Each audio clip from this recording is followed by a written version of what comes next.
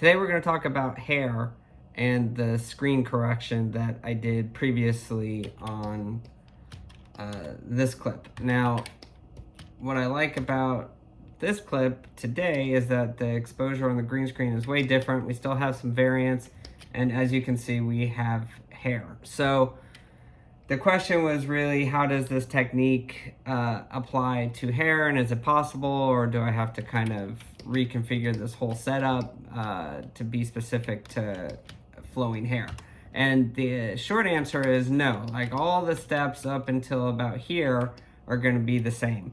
However, with how delicate hair is, especially fine hair that's kind of moving in the wind and whatnot, and is very close in color to the background, it is going to require a few other disciplines. So we'll talk about some other keyers that I use. You'd end up having to garbage mask some areas and be specific to the hair and have a core mat, but all those steps are going to be way easier because of the screen correction that we did to get us there. So let me walk you through it. Again, this isn't going to be like a full start to finish, because the comp itself is over something quite awful, just to test the key. I'm really just interested in the mat today and the actual screen correction. We will continue to develop this into a comp. I'll have to dig up like a better backplate, because really the comp itself isn't going to look that good if the exposure is off anyway. So like, the balance of these two images are so off that I can't buy it no matter how I kind of key it. However, what I'm really interested in is the fine details of the hair and how that's going to look, and what we can do to kind of push and pull on that, including spill suppression and just playing with our luma, and or just the way that we kind of refine the hair through our keyers. So let's just get started. Again, I'm doing this fairly live in the fact that I'm not like pausing to figure it out. So when I get stuck, that's just kind of what's happening. So let's, we're gonna base it off of this. So let's just duplicate this.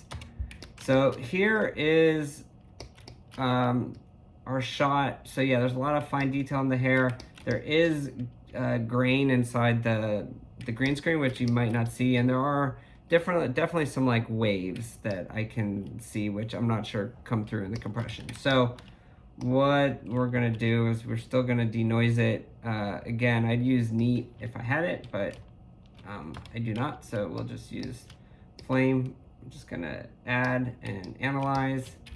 I'm gonna just check real quickly, and then because I'm dealing with hair, I just want to make sure I'm not like losing anything crucial along the way.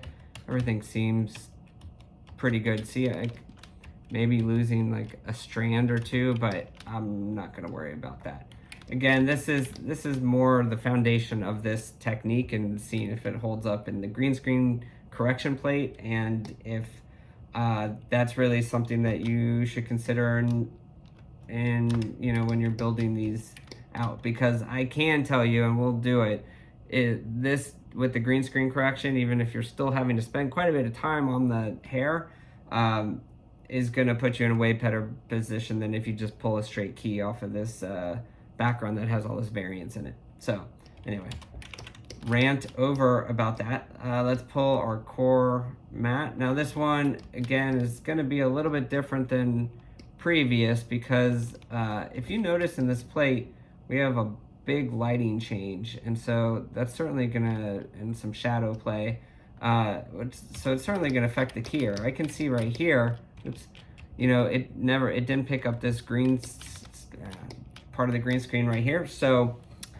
we're still gonna set tolerance. I'm not doing any keying. I'm not necessarily wanting to key this over time. I just want to add to this kind of selection and just kind of grow my key. Again, I'm not worried about any kind of detail. See, there's a good example of the screen changing. So I do need to make sure I go through all the frames just to kind of make sure that I've at least gotten a good core mat throughout the whole sequence, knowing that everything's changing quite a bit through the shot. So once I have that done, we're gonna expand this out, grab my matte edge, we're gonna shrink it in a negative value. I don't need that. And let's see, I'm gonna reference this a little bit. We're gonna wind it up a little bit more. So now it's time to kind of subtract that from our footage. So we are going to be left with a nice black and green. Oh, I messed up. Blend. And I did not make it negative, so I was wondering what happened. Okay, duh.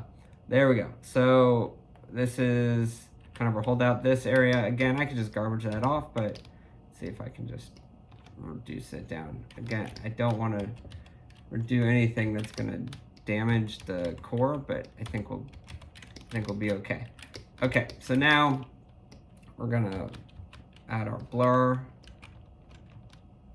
And again, this number can change the more you do it. I don't know if I showed this last time, but and now we are going to divide this, but let me just say something about that.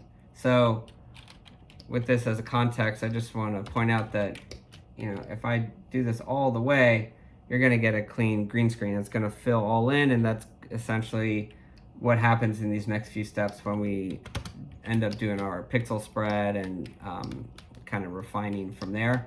So there's a lot of ways that maybe this will work, but I keep the pixel spread in because I want it to be kind of a part of the base package that, you know, when I'm starting this, and, you know, if I end up not using it or I kind of change my mind along the way, then, you know, it's just nice to know that I have options and flexibility. So the pixel spread is really just being used to do that same thing, but I do like that I do have some control over it, and I might have to wind it up or down depending on the situation once I see in context what's going on. So for now, we're just gonna fill it in to make it feel like a nice green screen.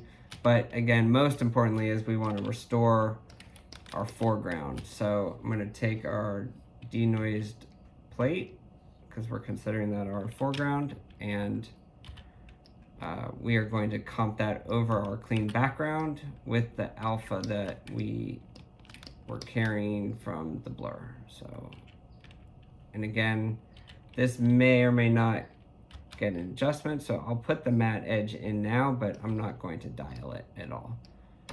So with this, we're really just restoring whatever detail we have from the original plate back on top, and using this kind of as our holdout. So we're not, we don't want to fill in any of the original actor on top. So we now have kind of our green screen. We need to set a color constant. So we're gonna grab a color source, just make sure it's the same resolution as your plate. I'm gonna use a color correct, and we are going to sample which area we want to be our green. Now, because I'm dealing with so much hair, I'm gonna favor something around this area as opposed to like grabbing green that's down here and kind of relevant. I want it to be as close to the hair color as possible. I think that's just kind of a smart move. So we're gonna sample somewhere around here, and then I'm gonna go into curves, hit match. So now this is our green screen that we are going to ultimately replace the background with. So next we need to pull some keys.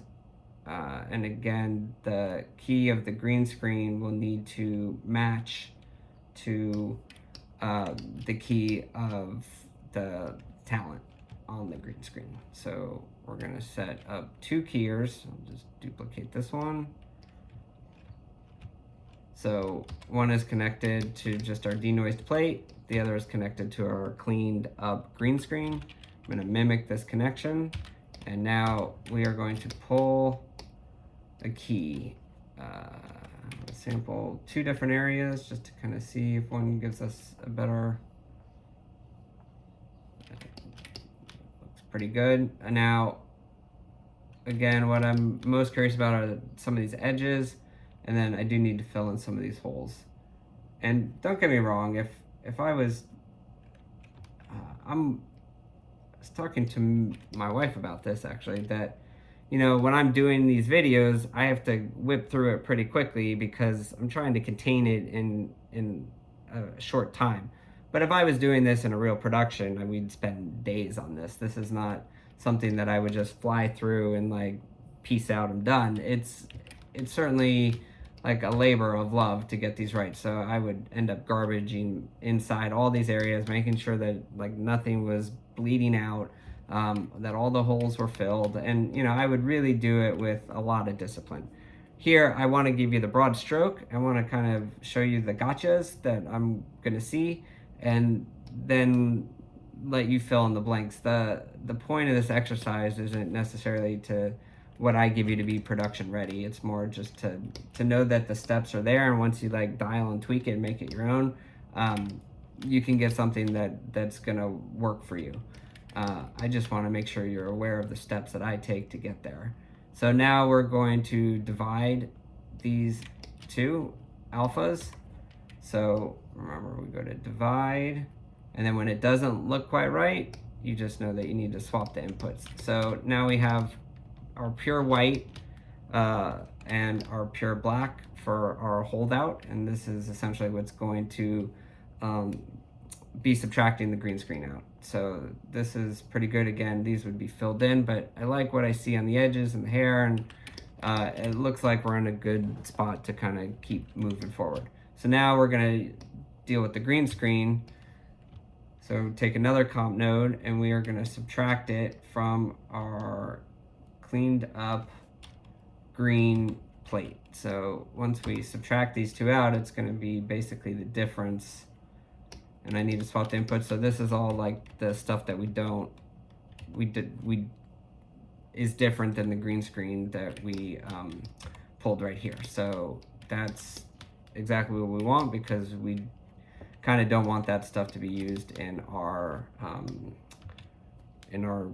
new green screen plate that we're creating. So now all we have to do really is we are going to multiply that green screen subtraction with our alpha. So we're going to multiply this out, and it's going to, let me turn the exposure up. It's basically just subtracting out the alpha channel of the girl. That is perfect. And now for the very last step, we are going to just add on top the original denoise plate on top of this nice new kind of held out green screen plate we have going on, and we're going to hit add, and now we have our screen corrected talent over a pure green background. And let's set this as a context and check it against the original denoise plate just to see if we're kind of sacrificing anything. So there you can really see the difference. This has all been cleaned up, and the beauty of this really is that everything got evened out. So it's just going to make our key a lot easier. We're not going to have this variance in all these different areas. And remember, the lighting was changing quite a bit on this original, where you can see like this kind of yellowy shadow thing happen that is now all knocked away. So we don't have to deal with any of that pollution. So but what we're really interested in is, are we losing any hair detail with any of the operations that we did? Because it's possible through this or through our pixel spread, or any of these steps along the way, even our core mat at the very beginning, I might have eaten into her hair too much, and that would make it so we're not actually rebuilding it all the way. So in this particular case, again, I'm just kind of spot checking, but it looks like her hair is very much has been retained. And if I play this clip back, I don't see any like vibration or chatter or anything like that. And part of the reason for that is because of this step right here, where we are mimicking these two green screens. So it's dividing the two alphas, it's subtracting out what's different on the green versus the are constant. So like all these little steps that we take are mathematically putting it to a position that when we add back the denoise plate, we're doing a nice rebuild and really retaining what information is crucial for us to kind of pull the key without having to deal with all the outside noise. So with that said, let me just pull a quick key. And again, this is where this area right here is going to be different than what I would do usually if it was like just a person walking over a green screen and had nice hard edges and sleeves and not a lot of flowing hair. So this part will change once you get, far enough along. But what I want to show you again is if I just pull a key right now, that's the one-click key that we get, and you're like, oh, that's like pretty much exactly what we would want to see to start, versus if we do that same key and really just try to work from the denoise plate. So pull a key right here and then a key right there, see which one's better. It's not awful, but again, you're gonna fight all this noise right from the beginning, and that's gonna become it's basically what you're gonna be challenged to do. And every time you start to tackle this, you're going to end up affecting the mat quite a bit. So there's not really a way around that, because you're gonna have to start to get some of the area around her hair. And once you start doing this, you're 100% starting to affect those edges, and now everything's getting really gnarly and just not very easy to work with. Again, is it possible? Of course, but that's why this green screen correction makes it such a nice, refreshing change, because now you don't have to deal with all that, and you can really focus on things like this little interior right here and all the other little bits that you want to like retain the fine detail of the hair. Now, what I do notice, so I'm not going to get into like spill or anything like that right now. I just want to look at the alpha itself. So what I will notice is that, there is some chatter. I don't know how well you will see it. I mean, I'm blown up 400%, but, I definitely can see that compared to we're not getting quite all the fine detail of the hair. It's getting kind of smushed in there. And, it might work like, at 100% over a comp, like, it might. Let's see, let's go find it. It might not be so bad. It's kind of also windy, so who knows? And all these edges look pretty good, but I think we can do better, and I think that's where the other keyers start to come into play. So you're definitely gonna have to garbage mask around certain areas that you want to protect. So the hair is gonna get a little bit of a different treatment than let's say like her sleeves.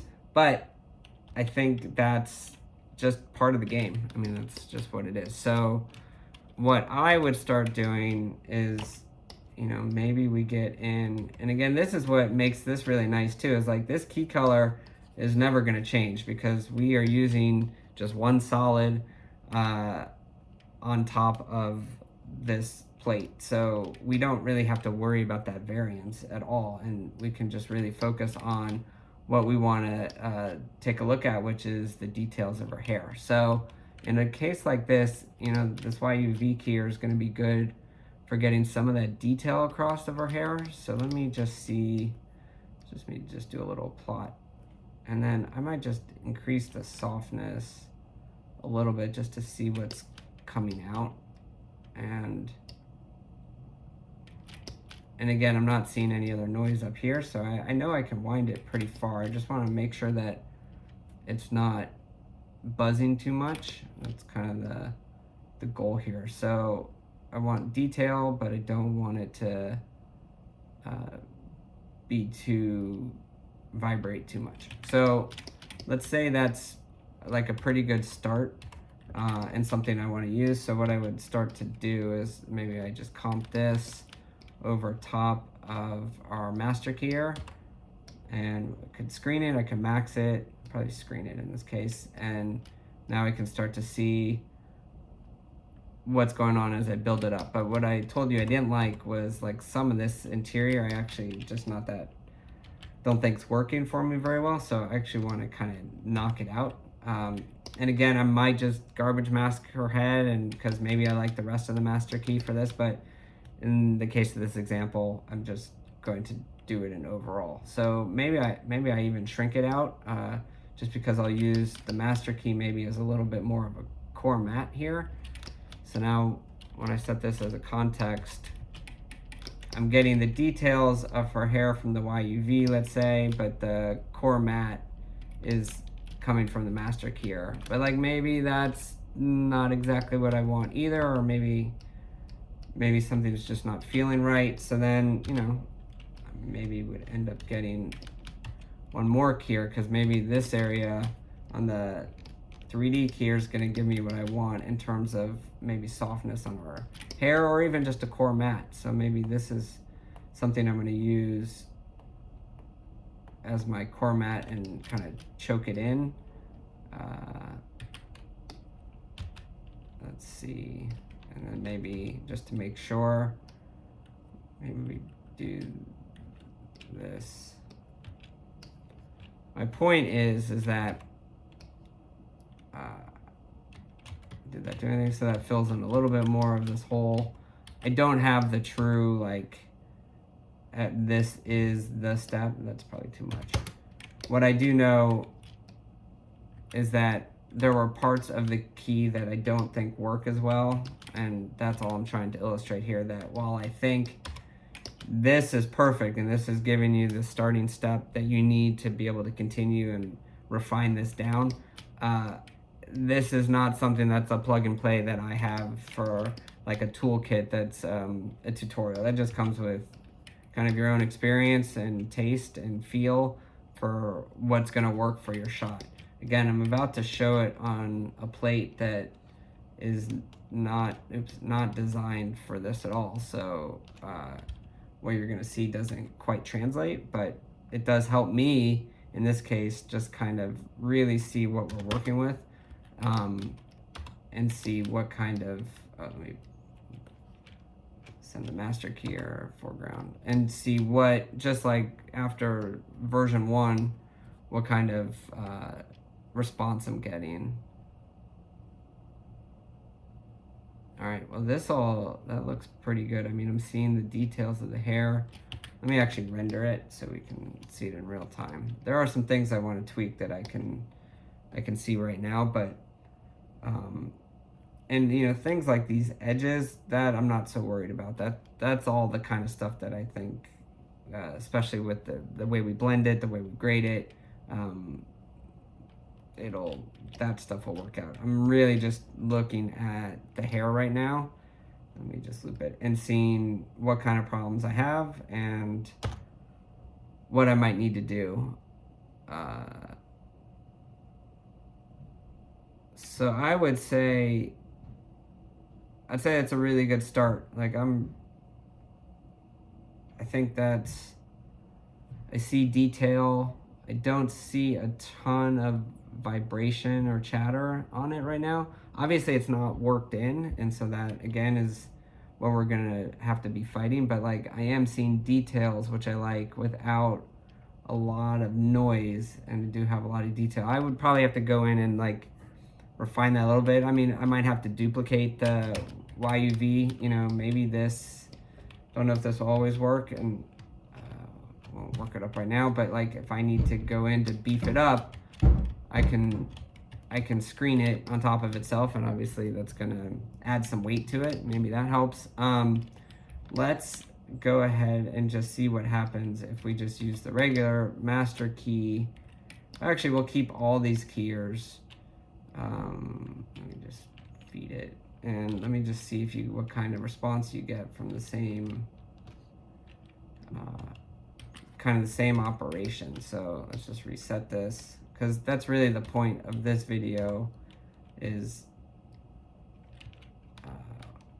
what kind of result do you get from doing this kind of clean green screen approach versus more traditional. I mean, I can tell you right now,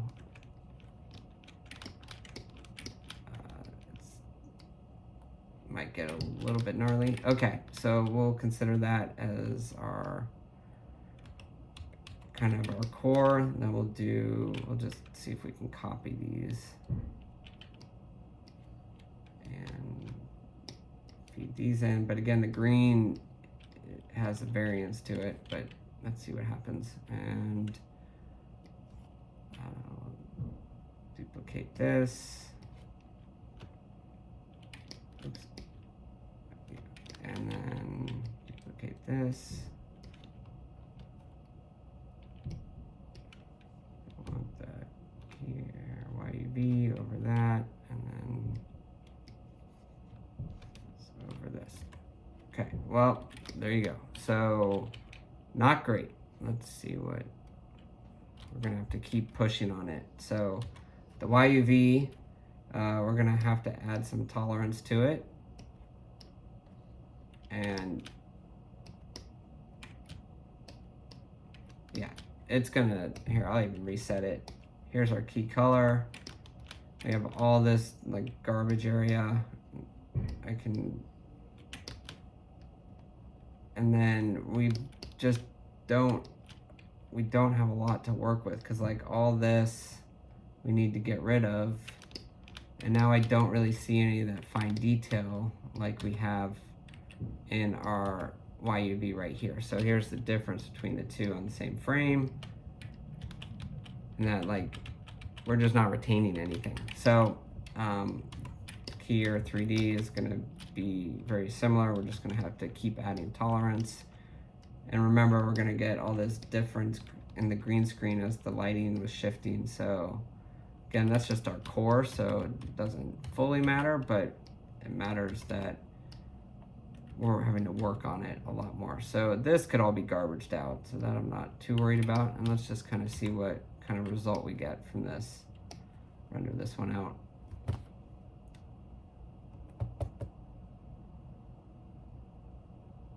So again, this is a version of pulling a key without doing anything, just using the denoise plate and seeing what happens when you can string some together. Well, the first thing you'll notice is we don't have any of that fine detail in the hair even come through. So even though the key itself, I could probably work at some point, what we don't have is anything of real substance in terms of her hair. So here is the difference between the two. Go to another frame where you get all this detail that you're just losing out on in the other key, and you have all this pollution that you have to deal with as well. So that's where we're at. I know what people would like to see next is really getting this alpha, completely worked up and comped into a background, and putting the grain back on, putting motion blur in, light wrapping, doing all the steps it takes to get out of the key and kind of into a composite that makes sense. So I think that's where I need to take it.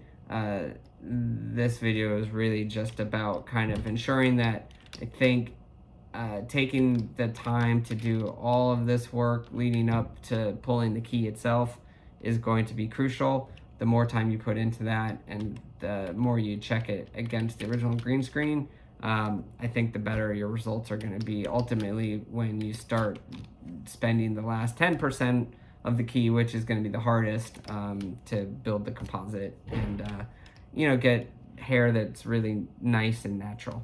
So thanks for watching again. I appreciate all your questions, and I do promise to kind of one way or another tackle this and make it as modular as possible. I think the good news though is that this part of the steps I think does hold up. This is just one more case where the settings are not tweaked all that much, and if you really do follow them down the chain, you are going to get something that is going to be a very good starting point for like where your keying goes. And again, because I have practiced it with the IBK and a little bit of the additive and some other ones, it it it really does give you pretty endless possibilities because you have all the tools that you need because you do have the clean plate that you've created. Again, if you need it to be more specific, you do also have all these tools so that you can kind of dial it to what